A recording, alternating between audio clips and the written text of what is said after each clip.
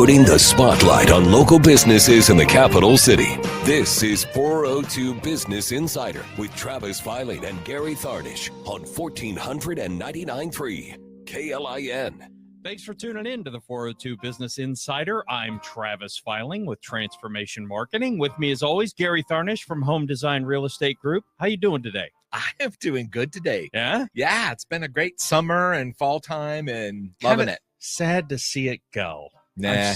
And really? I like the seasons. You know, just a short 3-4 years ago, I was a guy that's just like, I can't stand the cold anymore. I'm done with it. I've lived in Lincoln my whole life. 63 winters. Or at the time it would have been like 60 winters. And now I'm like, you know, I really kind of like the seasons. Part of it was I always thought about retiring in Belize and went down there for 3 weeks in January. Right. Yeah. I thought that would be the coldest time, you know, it is. And after a week and a half, I'm like, it's sweaty, it's balmy. I've talked to a lot of the expats that moved here that go, it's great living here. Now, like we've ordered just an extra backup faucet that we have in our little storage shed and a backup sink. And I'm like, what? Yeah, to get parts if something fails. Oh, yeah, be for the 6 rust. months. I'm yeah, like, buddy. I'm not that interested anymore. And winter doesn't seem that bad. I kind of like the seasons. Well, joining us today is Larry Gadeken. He's the Executive Director of Legacy Retirement Communities. How you doing today? I'm doing great. Good. Thanks for coming in and chatting with us. You're welcome. So we always kick off this first segment with our business lessons in the news. And this segment is brought to us by Sartor Heyman Jewelers and Red Rhino Roofing. And we appreciate those guys. We appreciate their sponsorship. Now, I'm sure you guys have seen the video. I think they call her the Phillies Karen. Yeah. Right. Yes. The lady. And for our listeners who haven't seen it, just go YouTube it. Just type in Phillies Karen. This lady. Somebody hits a ball. It was at a Marlins Phillies game, goes into the upper deck and hits a chair, bounces. It's a free for all. It's a scrum. Right. That's how it works. That's right. The rule. Bounced in front of this one particular lady. The guy reaches down, grabs the ball, walks over to his kid, puts it in his son's glove. He was like 9 or 10 years old. And he's happy guy, happy dad. And within 30 seconds, this woman comes over and just starts reading him the riot act, cursing, swearing, yelling, pointing at this guy. And finally, he handled it way better than I'd handle it. But he finally takes the ball out of his kid's glove and hands it to the lady and goes, bye-bye. Yeah, go. I thought, wow, is a baseball this important to you? And apparently it was. But the part of the story that most people don't get is what happened next. Afterwards. Yeah, about, I don't know how long it was, maybe half an inning or an inning later. Somebody from the Marlins. Now, these people are all Phillies fans. Right. And somebody from the Marlins comes up, apologizes to the family, to the kids. We're so sorry you didn't get a baseball. Gives him like this huge team package. Yeah, T-shirts and a jacket and balls, all kinds of stuff. And I thought, wow, hats off to you. And then after the game, the guy who jacked it, they invited him down to the locker room or down below, and he autographed a bat for him. How cool is this? So he got a bat instead of a ball. Way better. Yeah. And nice. It's customer service. Yeah. It is customer service. And decency. Yeah. Which well, we yeah. don't see I mean, a lot. come on. Yeah. You don't grab. Yeah. It's a kid. And she was like, what, 180? I mean, yeah. Let the kid have the ball. It's a baseball. Yeah. My gosh. Yeah. How much does a baseball cost? Yeah.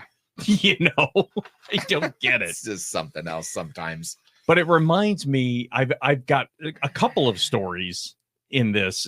Years ago, we had a car dealership here in town, and there was another used car dealership had a very similar, almost the same name. And we did still do a lot of reputation management within our marketing firm. And these people were getting burned to the ground because this woman, I think their daughter had just moved to town from out in the Panhandle, bought a car at this dealership, and turned out to be a lemon. And so they had come to us to try and help fix their online reputation. And their biggest gripe, they said, here's the deal. It's not even our dealership. We don't have this girl in our database. We didn't sell her a car, nothing. And so they were they were angry. And they're taking the heat. They're taking the hit. Yeah. And I said, look, here's what we're going to do. We're going to reach out to the mother. We're going to say, hey, we're family men. We have kids. We couldn't imagine what it's like to be 500 miles away from our kid at college and be stuck with a car that's not running. While we did not sell this car, we will fix it. And so the daughter brought the car in. They fixed it. Cost them like $800 or $900, and they repaired the car. And we made it crystal clear to this lady, we didn't sell this car, but we're going to take care of it because it's the right thing to do. And I'll say it because they did the right thing. It was Sid Dillon. Sid Dillon is the one who did not sell the car, but fixed it for free. Yeah. And the amount of outpouring that they got from the community on social media was unbelievable. They did the right thing. They did the right thing, even though they had nothing to do with this car. Yeah, but it would have, your reputation just goes further and further down the hill when that happens. I mean, Yeah. It makes complete sense. Yeah. And customer service, man. Did you ever have anything like that over the years at the flower I'm shop? trying to You probably think. did. My next book's going to be called The 1% Guy, so I probably did. And I probably quickly forgot it. Nothing comes to mind right now, so maybe that's a good thing. I don't know. That is a good thing. David knows how it is. 3 segments from now, our producer will be like, here it comes. There it is. Can we go back in time and insert this story? Yeah. Yeah. So business owners, I know I always cringe when I hear it. The customer's always right, because no, they're not. But Treat them like they are. treat them like they are Yeah. until it's time not to, if that Yeah. makes sense. Yeah. I mean, if they go off the reservation and they're going crazy, then there's a tipping point. But yeah, do everything you can to take care of your people, because if you can turn that around, the amount of business that will come from it, it's big. It can be Yeah. very For big. a bag of goodies, the Phillies just like blew Yeah. it out or the Marlins blew it out of the park. Right? Both of them It wasn't did. even their team. Yeah, Both of them really did. exactly. And again, and I don't want to say I feel bad for this woman, because I guess the backlash is immense, as you could imagine. Oh, But at the same time, my gosh, yelling at a father in front of a 9-year-old kid and With your cursing finger and in his swearing. face. Oh Yeah. my gosh, really? Yeah. Is this really what we're gonna do? But for her, it is, and now she's facing the repercussions of it. Unbelievable. Well, let's run to a break here real quick, because we've got we want to dive in. We want to talk about talk to Larry. We want to talk about legacy, because we've known some people that have been there before, and just a great, amazing business. So let's get chatting about that right after this break.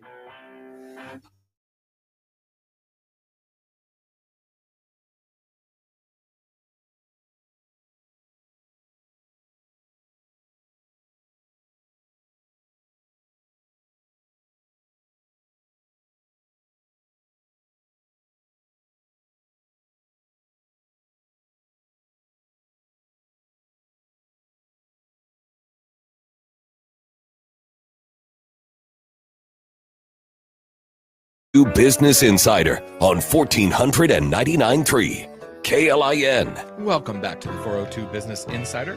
I'm Gary Tharnish with Home Design Real Estate Group. My co-host, of course, is Travis Filing with Transformation Marketing. This segment's sponsored by the Cabin Virtual Indoor Golf, Western National Bank, and Mendoza Family Insurance. Cabin Virtual Golf is not what you might think it is. It's an amazing facility, Travis. Tell us a little bit about it. Yeah, it really is a labor of love. I mean, if you're Sure. a golfer, golfing, it's an illness, incurable.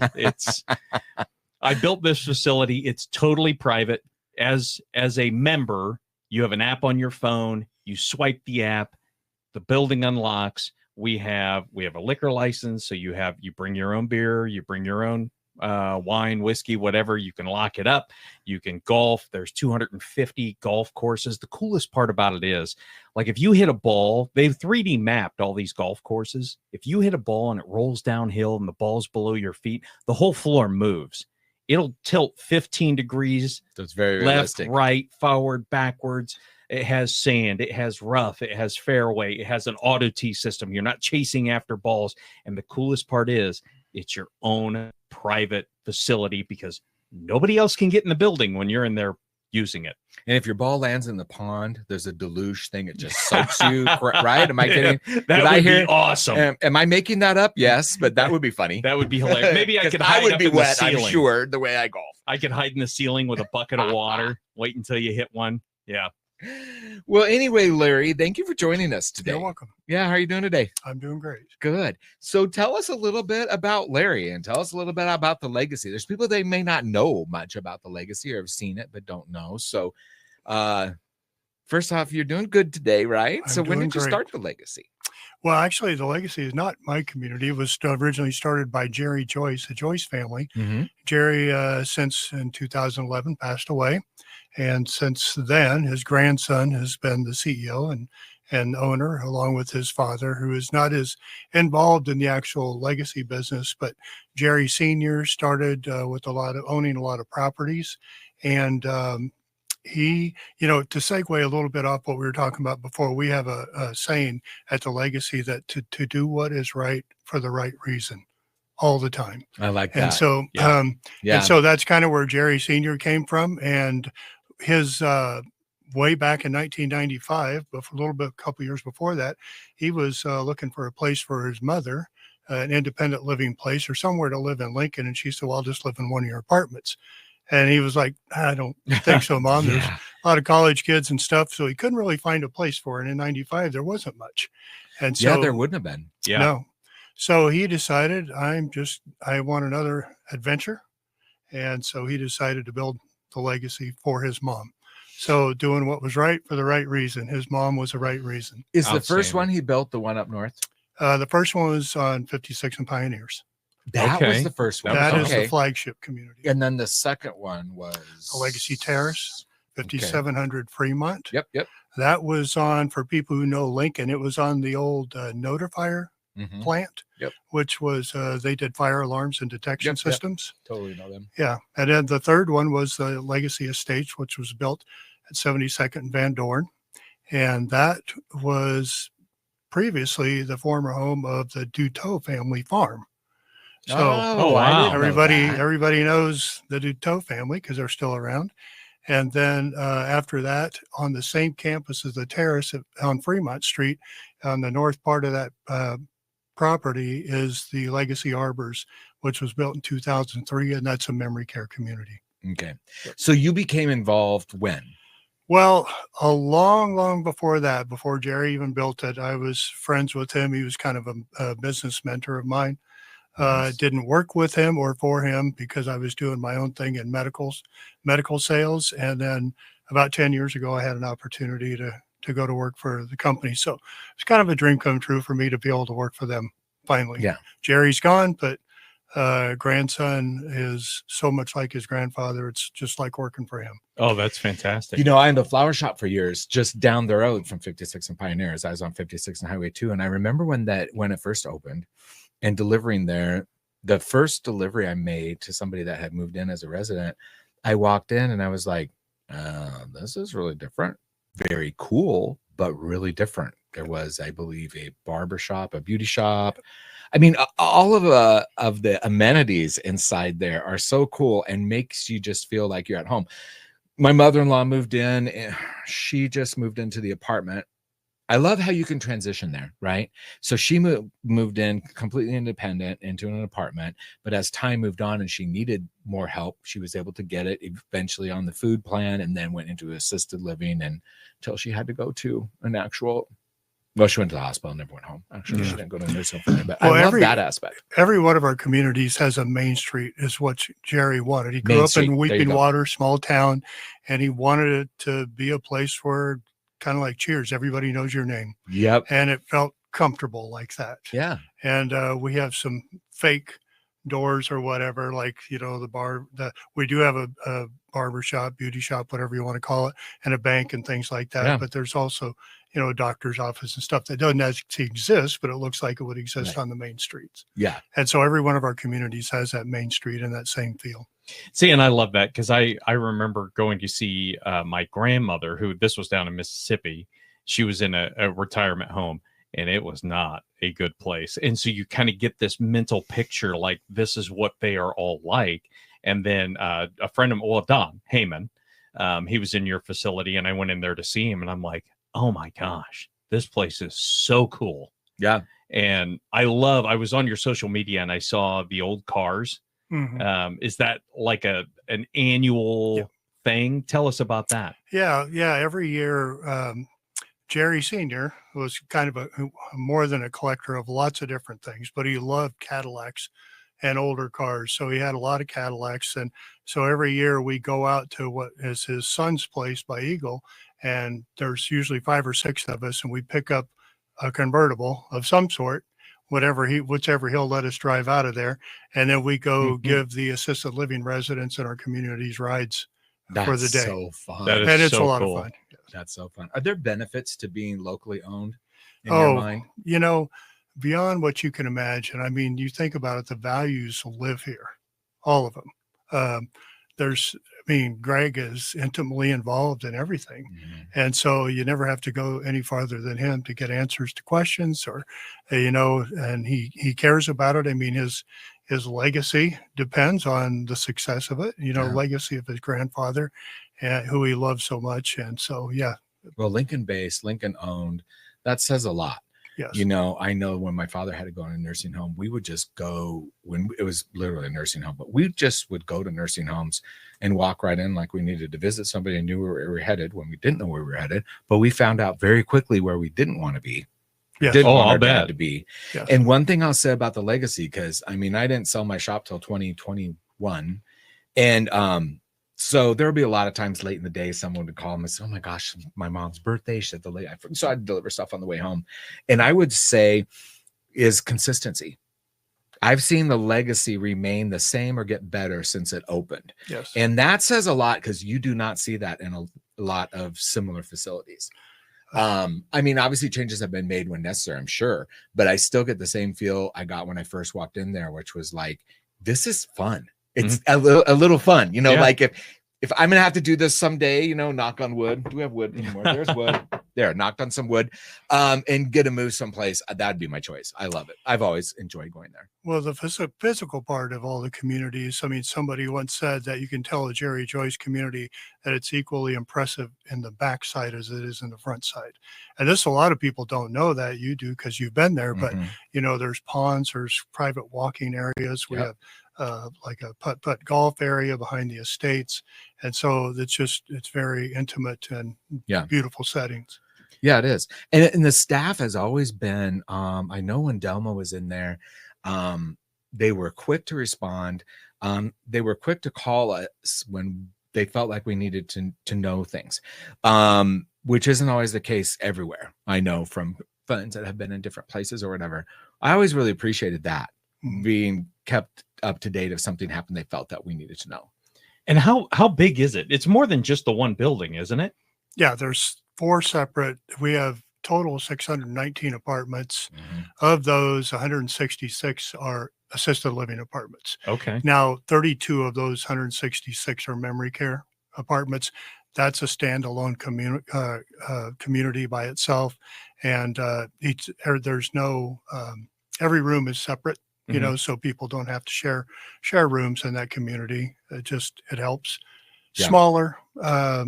It's good to shrink somebody's world a little bit when they have dementia or Alzheimer's, Sure. or whatever you want to say, and make life more manageable for them. Yeah. And then the staff, they operate differently. They just very familiar with people with cognitive issues and how to deal with them, how to redirect, and how to love them differently than you would somebody in independent living. Yeah. We felt like the person taking care of Delma was a family member. Yes. She was that wonderful. And it was I think she was in that part for over a year. And I know people come and go at any business, but she was there the whole time. And it was great to have that continuity of who we knew was with her 5 days out of the week. Well, I'm glad you mentioned that because we look at it that way with our staff members. a housekeeper is just as important as me in my position, Yep. because they might be the one that has that special relationship with, Yep. like your exactly. mother, Yeah. and they will matter the most. Yeah. So definitely. it doesn't matter what level you're at. You know, your level of importance can be way greater, Yeah. no matter what position you have. Well, I remember the day she needed to go to the hospital, and she was not going to take an ambulance. I haven't picked Travis is going to be like this. Anyway, so I was the son-in-law, right? But they knew I was right down the street. And so she called the main, I would say the main caregiver for her, but she called me at the flower shop. She goes, "You're at the flower shop because Delma needs to get into the hospital. She does not want to take ambulances. Can you come?" And yeah, I was right there. They helped to get in the car. They're like, "Here's information you need to take. We've called the hospital, take off," and got her there. But I was like, that's just pretty cool. Yeah. You know, Yeah, that there's that level of attention and care. And that's awesome. Well, we have a hard break coming up here. So news is coming up next. Travis Filing, Gary Tharnish. We're talking with Larry Gadeken from Legacy. And when we come back, we're going to do our 5 takeaways. So stick around. On 1499.3 KLIN. And you're back on the 402 Business Insider. Travis Filing, Gary Tharnish. We're talking with Larry Gadeken from Legacy Retirement Communities. And this segment is brought to us by Complete Family Dermatology and the UPS stores. Most people don't think UPS stores, if you need business cards, we do thank you cards. They do signs, they do printing, they do brochures, they do so many shredding. I just read the other day they do shredding now. Yeah, I was very surprised at everything that they do. Yeah. Pretty amazing. It's gotten easier because we used to have a company that came to us, and we're out in Panama. So it got a little spendy. And finally, I'm like, why are we doing this? Why don't I just light a fire and throw it in the fire? And then, we started talking to them. They're like, we do shredding. Just bring it to us. Like, done. Nice. So this is our 5 takeaways segment. I just love the 5 takeaways segment. This is where we're going to get 5 pieces of information for our listeners that they can take with them, and they can either apply to their lives or their business. And it is sponsored by Nebraska Farmers Network. And I was on there. They have and I should have wrote it down. I think it's, if you Google Nebraska Farmers Network auction, right? Because I'm looking for a tractor. Right. Yeah, I need a tractor because we're doing some pretty big projects on a couple of our properties. And so I'm like, oh my gosh, I was on their website and like, here's the auction. And I went and I looked, I'm actually bidding. Don't go there now. Or if you do go there, don't bid on tractor. No tractors for another week. I think it ends in 5 or 6 days. Then go, then bid. After you get what you want. That's right. That's absolutely. So great company. We really appreciate them being a sponsor and absolutely love what they're doing. It's amazing. So 5 takeaways. So this, like I said, this is where we are going to get in Larry's brain, and we're going to take some good information out. So what are some of those pieces of information that when somebody is looking to put mom or dad in assisted living, because it is just assisted living. You can't just go, hey, I'm 70 years old and just go kind of get an apartment, right? Yeah, you can. Or can you? Okay. Yeah, my mother-in-law did. Yeah. Yes. And what we loved about that is that we knew, okay, this is the last time that we'll have to move her somewhere, because we knew in the facility, she was on Pioneers, 56 on Pioneers, and that we knew that when the time came, she needed more help. It's just moved down the hallway, so to speak, another part of the building. But anyway, go ahead. I know. So I wish I would have known 5 things we needed to think about before we were moving somewhere and looking for something. So that's the takeaways I think our listeners would love to hear the most. Like what are things people don't think about that they should? Yeah. What's step 1? Well, I guess what I could say is encourage people, don't wait. Be proactive about this, because there is going to become a time when you're going to need more. And I will say people age in place longer now. Yes. They very much want to stay home longer. Independent living probably doesn't look like it did in 95. I know it doesn't. Mm-hmm. I had a housekeeper that had recently retired, but she'd been there from the beginning, and nobody on her floor at the beginning used any ambulatory aids. It's different than that now. It's a lot of walkers and canes and stuff, but a lot of people that don't too. But so people age in place, but don't be afraid to explore early. It's usually the family that's encouraging. Look at that as encouragement and not them trying to force you to do something. Families, be proactive too. You're doing it because you love your parent, not because you want something different in their life. But then when you're there, are the people that you're working with, are they trying to sell you something? That we never do. We just give people information. We let them see who we are and what we've got. And we're very honest with them. And if it's what they like, then maybe it'd be something they'll choose someday. But we don't push people at all. Look at the condition of the community. Has there been resources put it into the physical part of the community? When you walk down the halls, are the staff engaging and the residents engaging? Does it look like there's life there? Is that the place you can see yourself? We'll even tell people, if it doesn't feel like home for you, then go look somewhere else. Go somewhere that feels like home for you. You don't want somebody unhappy. Absolutely. Yeah. Yep. Walk through the place using all your senses. Yep. Visual, smell, sight, sound, see what's going on. Yes. Yeah. What I do know about the legacy retirement communities, we don't promise anything we can't deliver, ever. Like I said, it's doing the right thing for the right reason. And integrity is the huge part of who we are. And that starts at the top.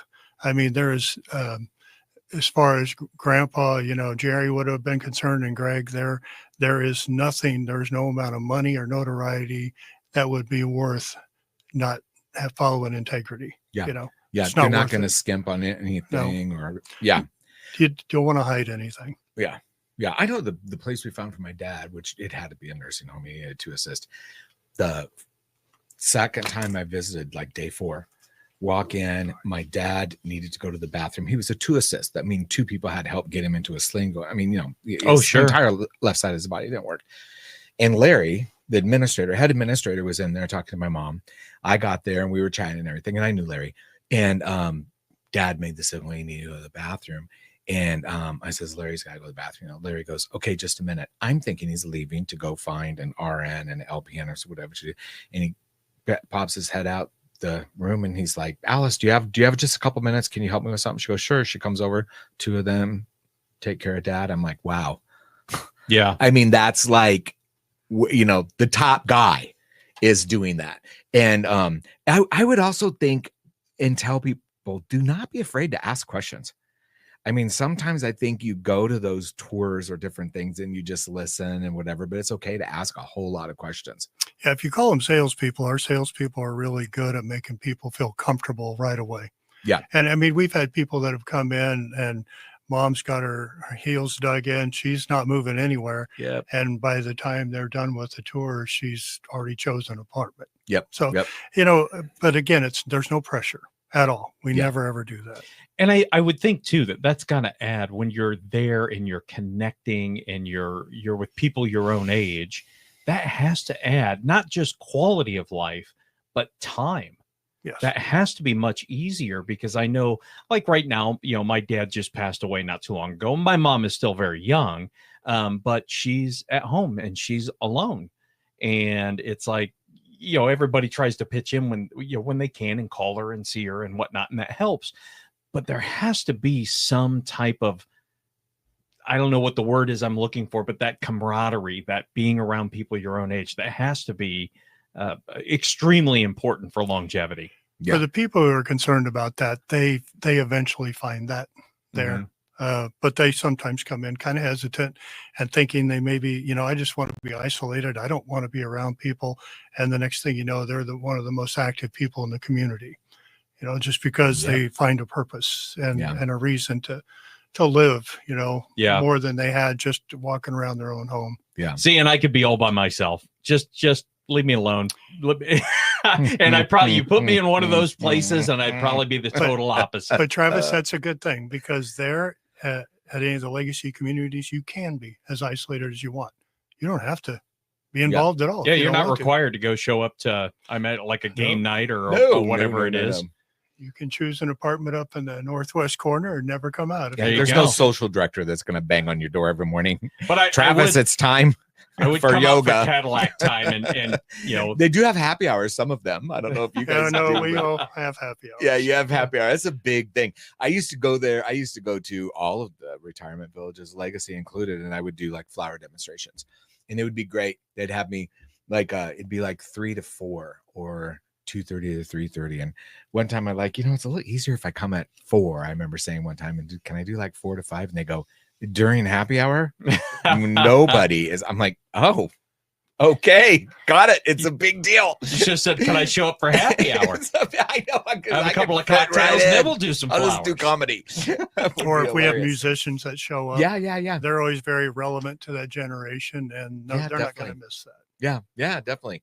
So my mom would be a perfect candidate. We're trying to actually get her to move into assisted living.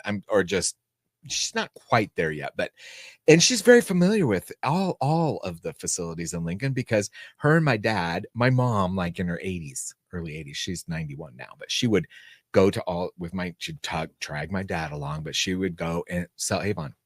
She would set up a little Avon booth. She did all the legacies, and all of the people would come and they could order gifts for Christmas or lotions and stuff that they need. And she always absolutely loved it.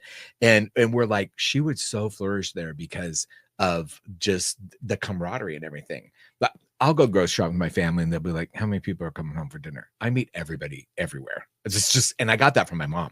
So I think she'd be flourished, but she's really dragging her heels on getting out of the house. So my suggestion to someone who feels that way, they're not ready yet. Like I said, be proactive, go look, find out what your options are. Get yourself, if you think that you could even a little bit see yourself there, get yourself on a wait list. They'll call you every time an apartment that you're kind of interested comes up. You can just say no. We've had people who have said no for 12 years. Yeah. And then finally move in. And then they'll say yes. Yeah, and they finally say yes. And I kind of assumed that my mom knows all about all these facilities, but she just kind of knew the people. She'd go in and set up in the general area, but she may not know very much about what the facility really offers. No, I think you're right, Gary. I mean, a lot of people assume they know things and they don't know the big picture. Right. And just find out. One thing that is really important. I mean, urgency reduces your options. If your health starts to fail or something, and you really could see yourself in the legacy community at one time, and then something happens to your health, then all of a sudden we don't have an opening. Yeah. And then your choices are reduced. I'm glad you brought that up. Like with my dad who had a massive stroke, there was no hospital for a certain amount of time. And then they're like, you need to be out. And then, it was suddenly we ended up someplace we really didn't want to be because nothing else was open and it took a while. So there's a lot to be said for that, for being proactive. It's not like writing a term paper and you can do it the night before. Right. And you're just fine. Can't pull an all-nighter and you're good. Although our producer, David, I'm sure had his papers done a week and a half in advance. He just seems really like the organized type. I would not be. But that is really good advice with many things. And so if somebody were on the waiting list, do you get to pick your facility or do you just call them and go, hey, we have something here, we have one over here? Well, I mean, they can choose to live wherever they want.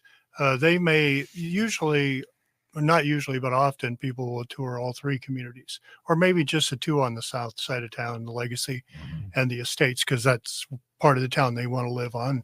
We have many, many people from the Waverly area that live at the Terrace. Oh, that makes Exactly. sense. Yeah. It's north. Yeah. Being in real estate, it is shocking. And I've lived here my whole life, so I get the north-south thing totally. But it is shocking how people. I'm selling a house in Cripple Creek, so 40th and Old Cheney area, right? And they're moving, and they're like, "Well, we have to live south." And I'm like, "Okay, so anything south of what? No, like we've got to be south of Highway 2. We got to be in the south side of town." It's the south. Now Nebraska Highway, I guess it's called. It's like the dividing line. I'm like, oh, I always thought it was O Street and 48th, but okay, whatever. But that's cool. They can now see that's a choice you can make if you're proactive. You can visit all three and say, I want to live on 72nd Van Doren.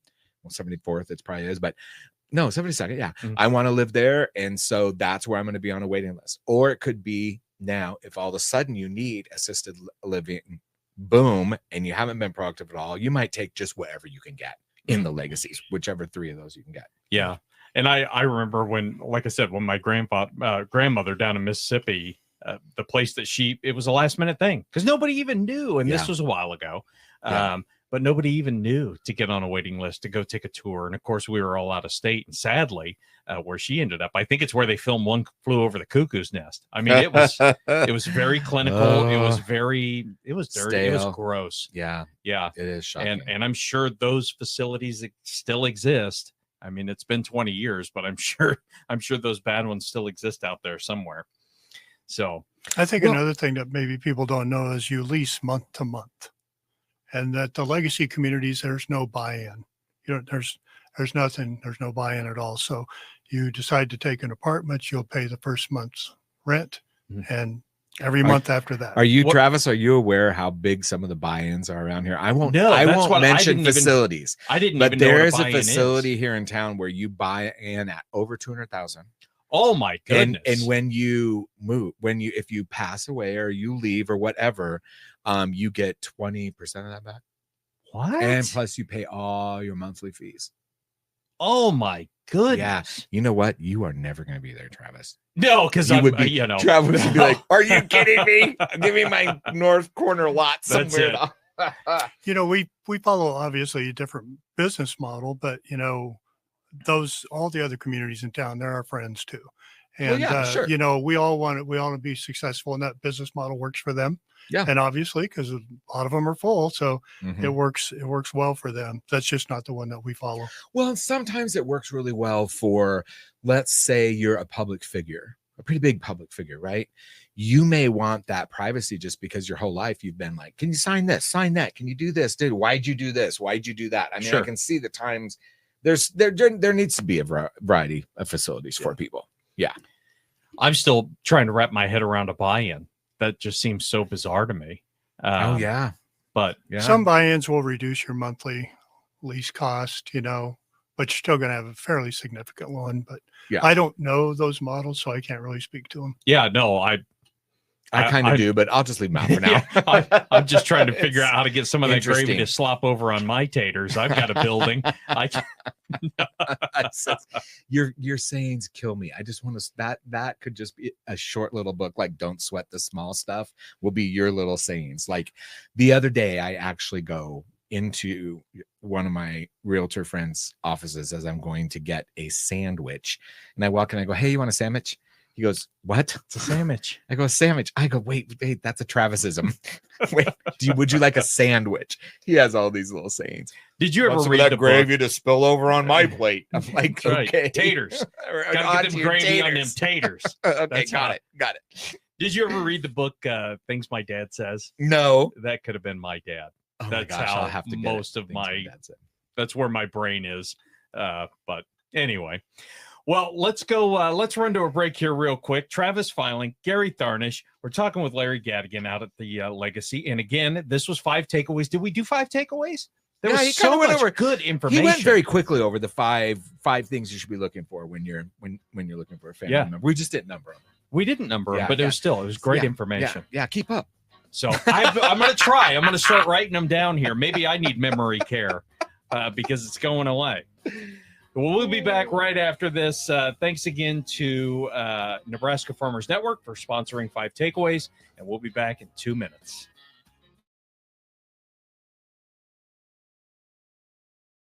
Business Insider on 1499.3 KLIN. Welcome back to the 402 Business Insider. Thanks for sticking with us through the break. And if you're just now tuning in, welcome. My name is Gary Tharnish, Home Design Real Estate Group. My co-host is Travis Filing with Transformation Marketing. Today we're speaking with Larry Gadeken, with the Legacy, about everything as you seasons change in your life. And I don't use the word old, by the way. I say seasoned because I'm old. I mean seasoned. And I use both because I'm young. yeah. Huh. Well, my daughter said it's more like I'm marinating, so she's out of the will. But this segment is sponsored by the Lincoln Airport, James Arthur Vineyards, and Lincoln Coin and Bullion. One thing I say about the airport is it'd be great is if, as a city, if you can get a fly out of Lincoln for $125 or less per ticket of going to Omaha, do it. Yeah. Let's, because It's the worth airport, yeah, we need It is so yeah, worth it. yeah. I can't wait to get Rachel back in here, go over that impact study. that the university did. We That's need to going to keep be that in mind. huge. Yeah.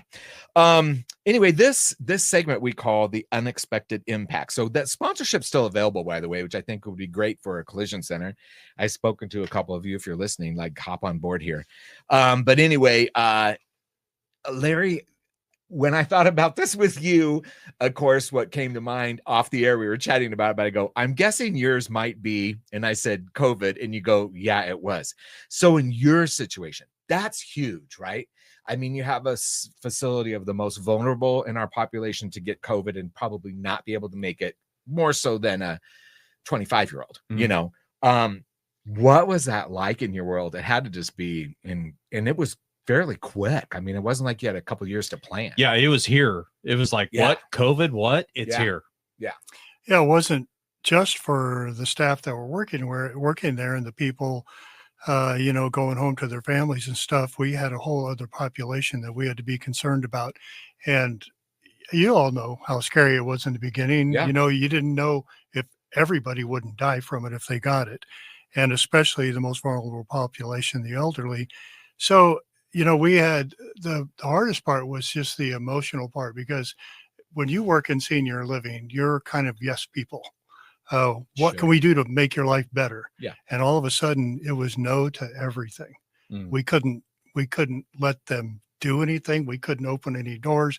You had to stay in your apartments, and you had to try to manage all that. Couldn't let families in. And you had some families who thought it was all a hoax, and you're not, just let them out. We want to come in and see them. And then you had the totally other opposite side of it, where people thought you weren't doing enough, no matter how well you protected them. So it was extremely challenging, very stressful. I didn't want to see the phone flashing on my desk, because if there was, that meant a message from a family member that was probably upset about something. Oh, and I'll bet you that was every day. More than every day, every 10 times a day. Yeah. And I'd get called from my staff at night because they didn't know when something had come up. Hey, so-and-so just came in. What do I do? And stuff like that. So yeah, it was extremely stressful. And of course, we didn't want anybody to die because of COVID. So, we did everything we could to try to protect them. In the beginning, we tested them every Monday. I remember let me go back up a little bit. The staff started doing different jobs. Nobody was doing what they had done in their regular work. I mean, the mail, the Postal Service wouldn't even bring mail into the community. They would drop it off at the door. So we separated their mail in the grand dining room because nobody used it. And we would separate that. And the kids who did the meals in the evening, some of them would come in early. They'd separate all the mail and deliver it to the doors of the people who couldn't come out. And the fitness staff, instead of doing fitness and keeping people healthy, they had a cart that they took around with snacks, unhealthy snacks, just to bring some joy to people's lives. Yeah. Something. My dad asked me shortly into COVID on the phone, what did we do wrong? What did I do wrong? Why can't I leave my room? And I said, well, Dad, it's COVID and, it's going around, and everything, and he, he's like, I'm 90. I'm fine if it takes me, or, it was very confusing to him. Yes. Most of the residents lined up for the vaccines when they first came out. A few didn't. They said, I don't want it. If I get it, I don't care. And rightfully so. Yeah, 96 years old. You got 3 other comorbidities. You don't care. Yeah. You're ready to go anyway.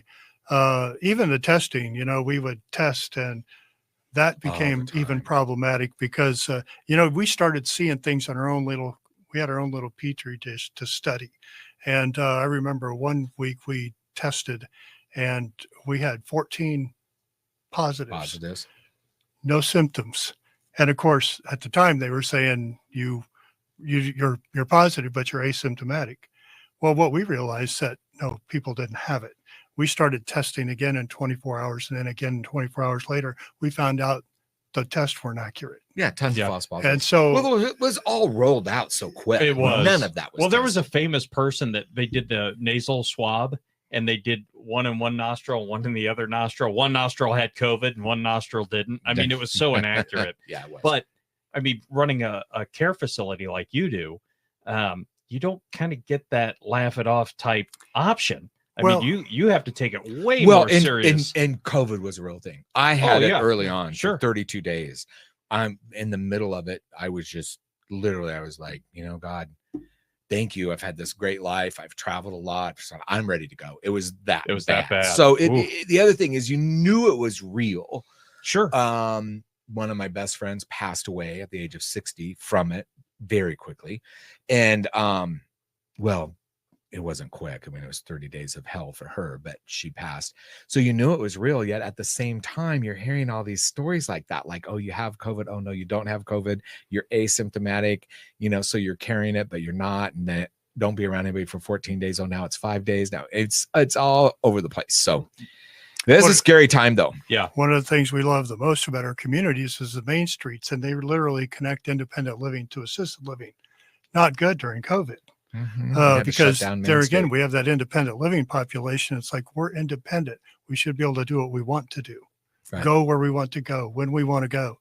And we had to try to restrict them as much as possible. Yeah, but at the same time, these are adults. They're adults. I mean, it's not like absolutely. You're not in prison. I don't get who to are go. paying to be there. Right, exactly. Yeah. These are I mean, customers. that had to just be So it was a challenge. It was a challenge, a big challenge. But we made it through it. I mean, our census went way down. We couldn't move anybody. We still lost residents, not just from COVID, but we lost residents, and we couldn't move anybody in that during that time. So we boast about having, and we always do, 99.5% occupancy, which is awesome. But we were down in the low 80s for a while. Sure. And it just took a while to catch back up. Oh, but we couldn't move anybody in, couldn't bring anybody in from the outside. Right. And when it came time, because I don't know all the rules and laws, was it like an easing? Okay, you can move in 5, because I remember we went to an NFL game, right, when they started opening it up, but you couldn't have anybody sitting next to you within 20 feet. So there'd be 50 people in a 2,000 person section. Right. So was it slow like that, like a slow return? Not well. It only was because people were still hesitant to get out. I think that was the only thing that slowed it down. But as far as, there might have been some rules on how you move people in, but otherwise they could move if they wanted to. Okay, well, that's good. Yeah. So how many employees do you have? Right around 500 usually. Wow. Yeah. And so was losing employees? Did a lot of people leave? Because a lot of people were freaked out employees wise. They didn't leave. Like I said earlier, the kind of people you hire in senior living, people that have a big heart, right? Usually, so even no matter how scared they were not going to take care of the people that they were charged to take care of. Yeah. So we didn't have a lot of attrition because of COVID. See, and it's so interesting you say that, because my daughter was a CNA for a long time, and she worked at an assisted, and she couldn't handle it because she has a big heart, but she also took that strike personally when somebody would pass away. And I imagine that happens a lot too. Is that during COVID, we were very fortunate. We had very few people that passed from COVID. But it's a normal occurrence. Yeah. I mean, even in my community where I have probably around 200 residents, somewhere around 40 to 50 a year. Mm-hmm. We lose. It's a lot. That's very hard on the staff. Mm. I think that would be extremely difficult if you're, because you're emotionally connected to people. Oh, sure. And those are the types of people you want, but I think that could be a pretty heavy burden. It might not have been good for you, Travis. You would have been up there in the northeast wing and the room all by. They might have even forgotten that you were there. That's right. That could have happened. That's right. Thank goodness you weren't there then. Well, let's run to a break real quick here. Travis Filing, Gary Tharnish. You're listening to the 402 Business Insider. We're talking with Larry Gadeken from Legacy Retirement Communities. Lots more questions. I want to talk employees when we come back. And we will be back right after this.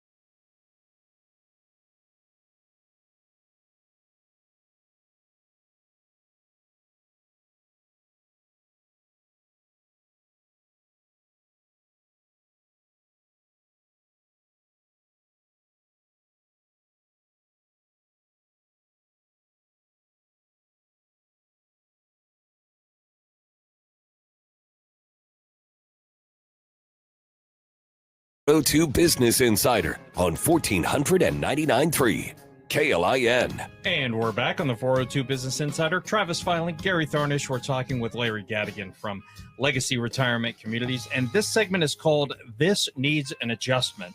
And this is sponsored by Ascend Chiropractic. There is times when you need an adjustment. You know when it is. Go see the chiropractor. You will thank your back will thank you. How about that? Or your neck or your jaw. I had my jaw adjusted the other day. I had my ears adjusted once. How do you get your ears? Which is amazing. Do you just grab your ears and try and press them together? No, literally, like you have a little bone in there and they grab it. And really? All of a sudden, and it just makes it sound like your back when your back is cracked. Really? And it made all the difference of the world. I was having that's problems weirding me out now. My eardrum burst at a music conference I went to when I was 8 years old in the Rocky Mountains. So altitude, you name it, my ears, and I was a percussionist. Oh my drums, the whole thing. So what were the symptoms that you were feeling? Oh, so it was back when there was Continental Trailways bus. You went downtown, got on the bus. There were 3 of us that went from Lincoln. And it was a pretty prestigious school. I mean, it's hard to get into that. So we were all really excited. About halfway, I remember about North Platte, you stopped at all the cities to pick people up, and I said, man, my ear hurts. By the time I got there that night, I told the person who was in charge of our dorm where we were going to sleep, I was like, I'm in a lot of pain, with my ear. And he's like, well, let me, I'll get a hold of the first aid person, whoever it was, but we had arrived late. It was like 11 o'clock at night, went to bed in a ton of pain. I remember even crying. And the last thing I remember is just falling asleep.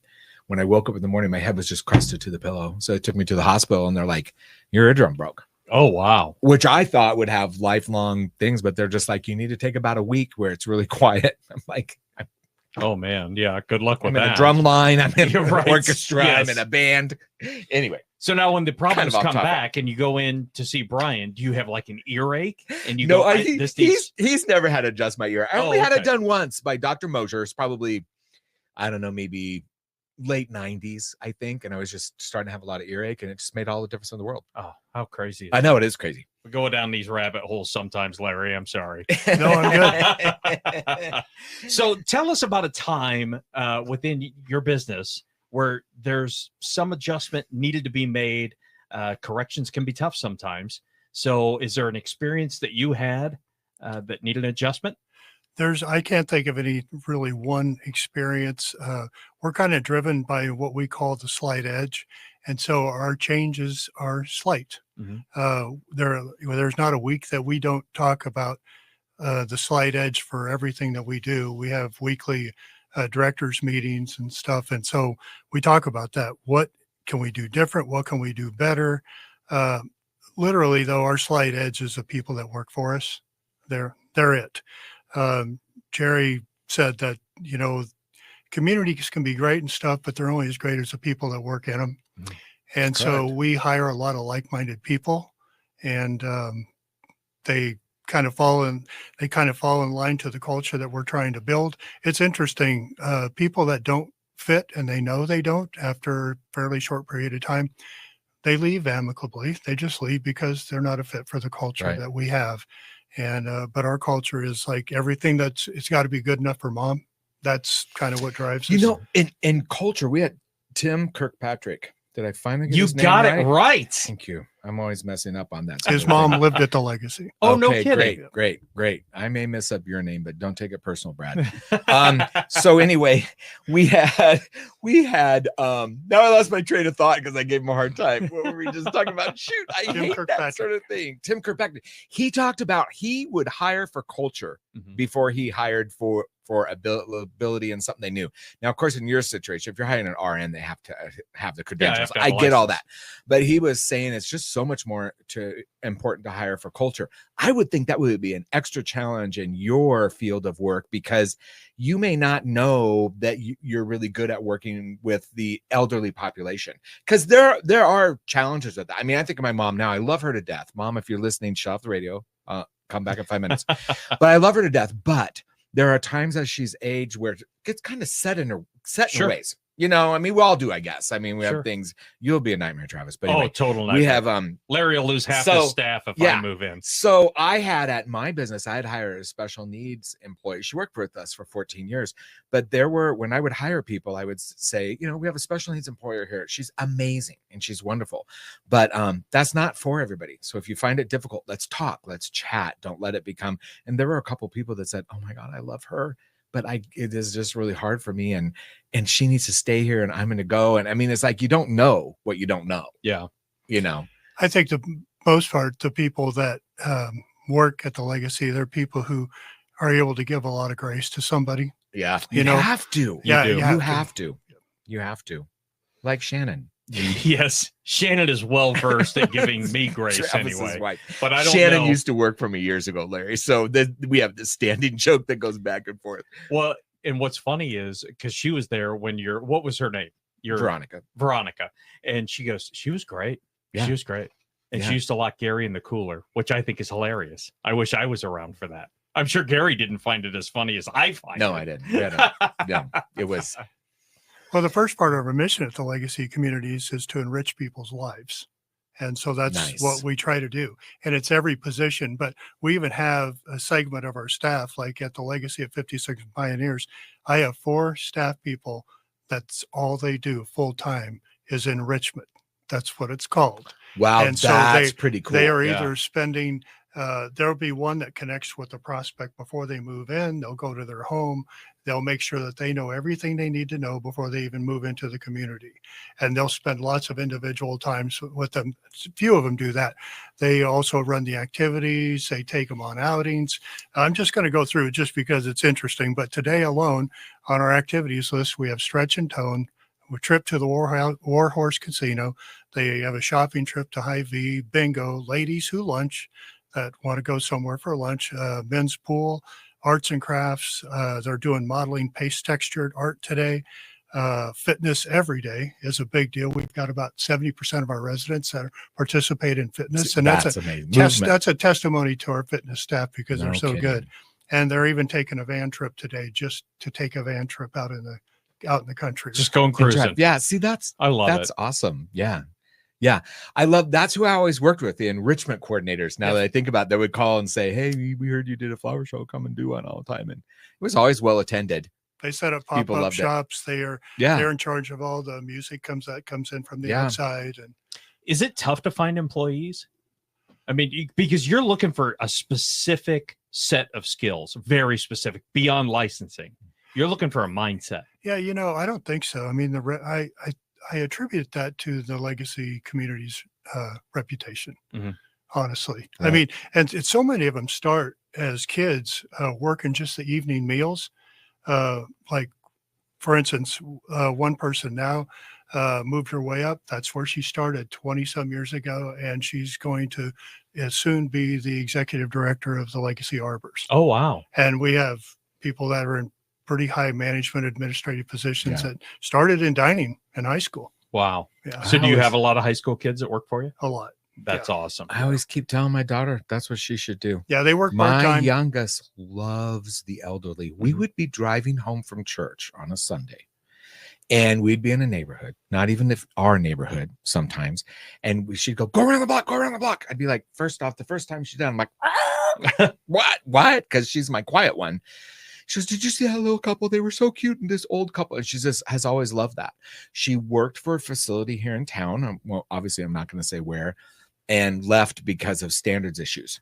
And I always told her, you were the happiest I've known you in your 27 years at that job. Mhm. I'm going to tell her to come talk to you. Yeah, it's so cool to see those kids that are quiet and, it's hard to engage. And, I challenge my residents all the time. Where these kids go and who they become, a lot of it's going to depend on you. They love that challenge because they see them in the dining room and stuff, and somebody who's painfully shy, and they will gently bring them out of the shell and help them to feel comfortable. And those kids go on to med school, and you just don't know what they're going to do with their lives. I love And it. so many of them, you So see them when they're older, and they say that was the most enjoyable job I've ever had. And when we would have dinner there would be always that big connection. The kids that served the meals, they were high school. It seemed like mostly some mostly high college school. maybe, high school, and they, I mean, like they knew Delma, she loved them, and just went back and forth. And oh, Delma, I know you don't like the mixed fruit, but so I brought you. Don't tell anybody I brought you. Cool. And it's like, okay, everybody else is looking at the fact she got cake, you know, what it might be. But I mean, they just know them. It's great. I'm glad you bring that up, because when I had said earlier that some of the, no matter who you are or what level you are as staff, one of those kids might be the most important person to the resident. Right. Yeah. And we notice that. And so depending on their needs, we very much encourage them to stay involved in their life. Are we good on time? Yeah. You know, one of the things I read I read an article about what they're doing in Norway, and they're taking assisted living homes or similar, whatever they have there that they call that, not necessarily a nursing home, but they're telling college students, look, you have to fill out these forms, and we need to make sure, you know, you're cool and everything's going great, but you can have free room and board while you're in college, but you're going to live with John Doe. John's 87 years old. He's able to take care of himself for the most part, but he's alone, and they become roommates. And they have done this study over like a 5-year period of doing that. And these seasoned citizens are so much better because they have a young person that's engaging with them every day. How's school? What did you do? Oh, you wouldn't believe this latest technology. It's called a cell phone or whatever it might be, you know, but honestly, it was an interesting connection. And I always thought that would be so cool to have somebody try to open something like that. I'd never mentioned named Larry here in Lincoln and see what that would do. Cause it's a really cool thing. That's fascinating. You might Google that. Yeah, I will. It was a really, really cool, real cool situation. I know they're still doing it over there, and it's very huge. Norway's kind of forward thinking of that. They're also the ones that now every cop car has a psychologist that goes with them. Is that a good thing? It is, because in domestic abuse is number one in Norway. Probably because it's cold. I don't know. Maybe that's just me. And dark. That could be. And you don't. Yes. Yeah. No kidding. That is so fascinating, though, because, like, personally, I love talking to our older generation, because they're the most interesting people around. Yes. Yeah. I mean, young people are great, but they have no experiences. I mean, I remember going to see my grandma. I buddied up with a couple of guys that were pilots in World War II. It's like, tell me about that, please. No kidding. I mean, great stories, great information. And instead of watching the History Channel, I had the History Channel telling it to me personally. Yep. So very fascinating. We have a break coming up here, so let's run to that real quick. Travis Filing, Gary Tharnish, you're listening to the 402 Business Insider, and we're talking with Larry Gadeken from Legacy Retirement Communities.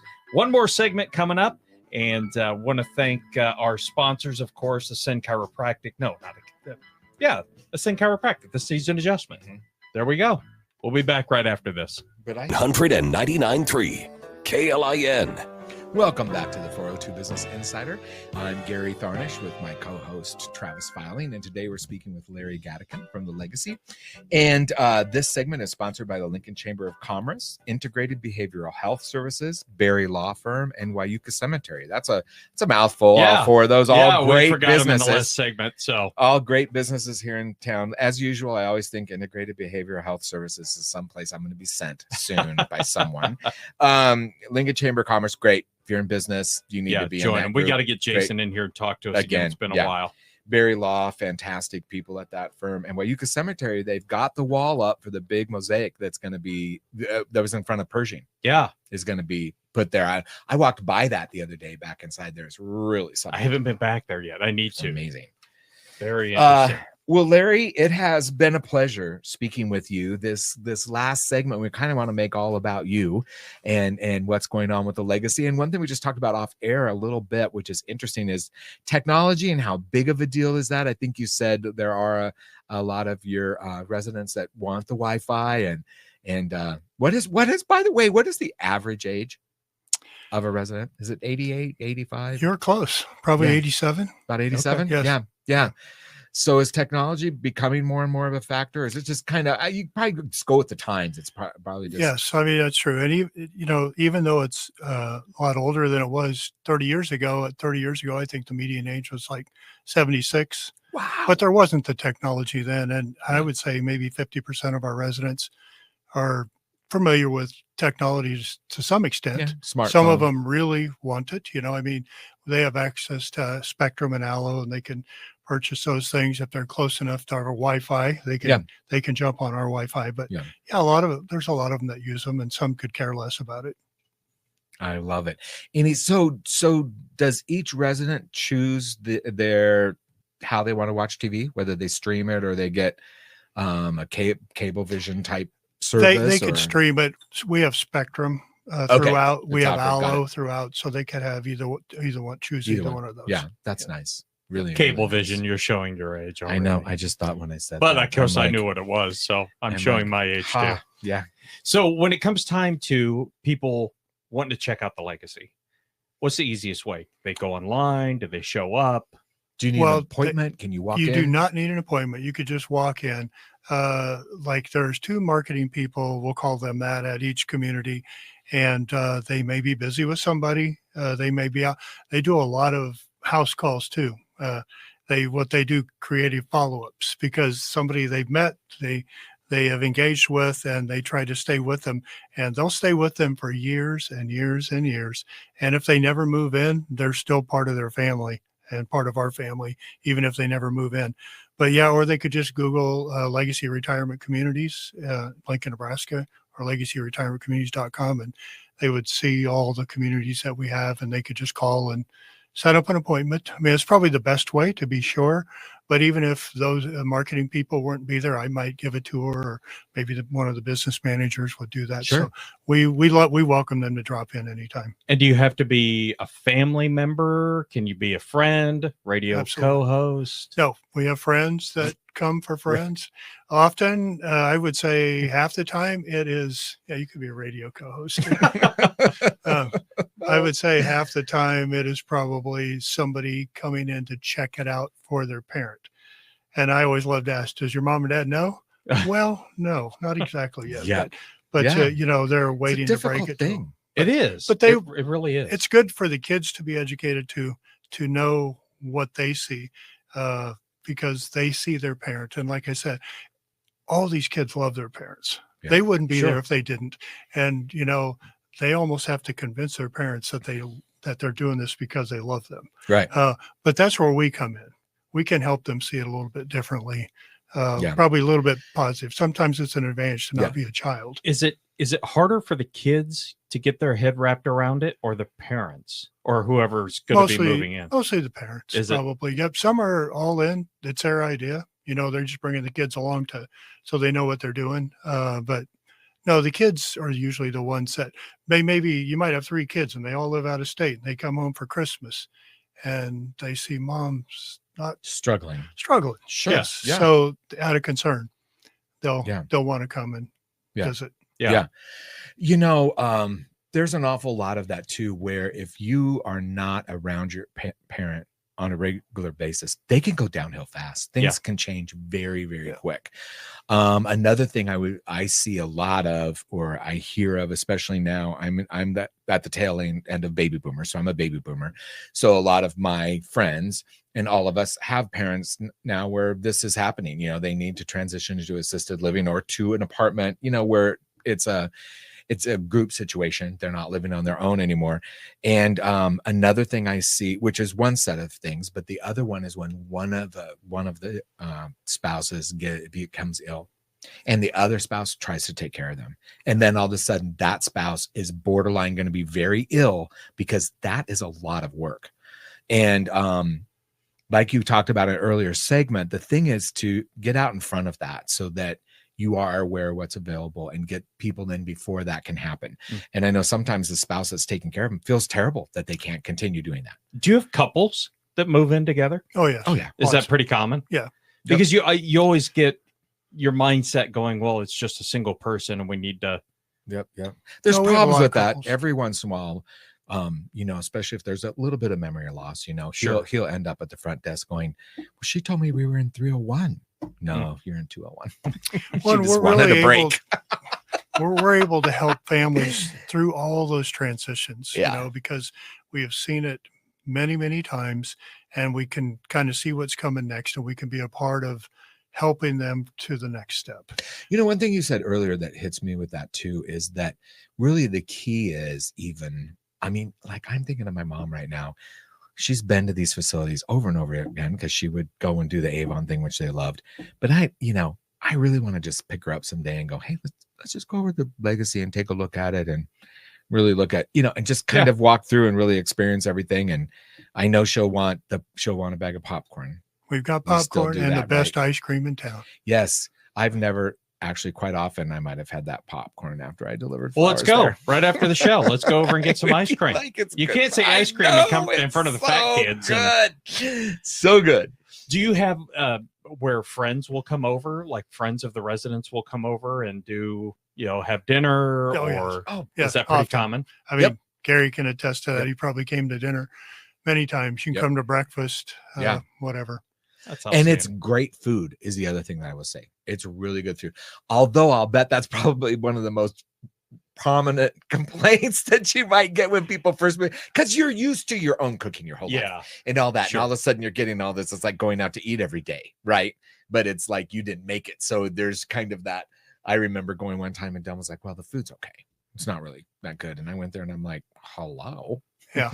It's all that matter what you're used to. I mean, if you don't like one entree, you can choose from another. Right. We usually have choices. 3 or so. Yeah. But I'm glad you brought up dining, because that there are some people that it's the best food in the world, and other people, they just feel differently. Right. And choose something else. But we had just recently, part of our Slide Edge, we opened up different dining options for the pub. And so we have hours for that. And then after dining is over, or even during dining, you can actually purchase a drink. We have many times during the week where you can get, the residents have free drinks, but during the pub dining, they'll have to purchase a drink. Well, it's been a pleasure having you on the air, Larry. Give us the website one more time. LegacyRetirementCommunities.com. Outstanding. Larry, thanks for coming in and chatting with us. You're welcome. We appreciate it. Travis Filing, Gary Tharnish, 402 Business Insider, and we'll see you guys next week. Good show.